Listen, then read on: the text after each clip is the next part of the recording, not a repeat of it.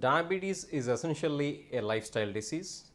Within diabetes, there are many types of diabetes. For instance, you call it type 1 diabetes when people develop diabetes at a very early age.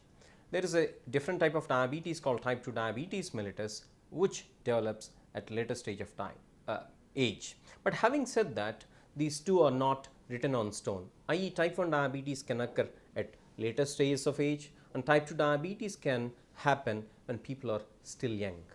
There is an overlap of ages when it comes to diabetes mellitus, let it be type 1 diabetes or type 2 diabetes. Many people wonder as to what exactly diabetes is and why it develops. We need to know some basic pathophysiology in order to understand what exactly diabetes is and how it develops. If we look at how the body utilizes the glucose levels in the blood, what happens is there is a hormone called insulin that is secreted from the pancreas, which lets the cells in the body utilize the blood glucose. In some people, this particular hormone called insulin is not secreted in adequate quantities from the pancreas. In such a scenario, people develop type 1 diabetes mellitus. There is a slightly different scenario wherein there may be enough insulin production from the pancreas, but such an insulin production is not necessarily sufficient for the bodily tissues, and in this particular scenario people develop a different type of diabetes called type 2 diabetes mellitus. So there is a subtle difference between the pathophysiologies of type 1 diabetes and type 2 diabetes.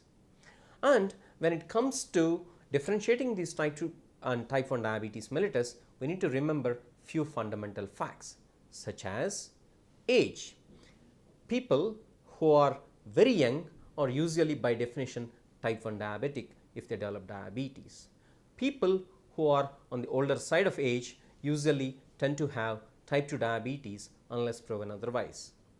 But as I previously mentioned, people who are aged can still develop type 1 diabetes, and people who are still young can develop type 2 diabetes mellitus. This is more so relevant in the context of childhood obesity, wherein even children tend to be obese, do not utilize the insulin that is produced from their pancreases well, and develop type 2 diabetes mellitus. On the contrary, when there are autoimmune phenomenon happening in the body, even people with type 2 diabetes mellitus, people who are elderly can develop type 1 diabetes. Thank you.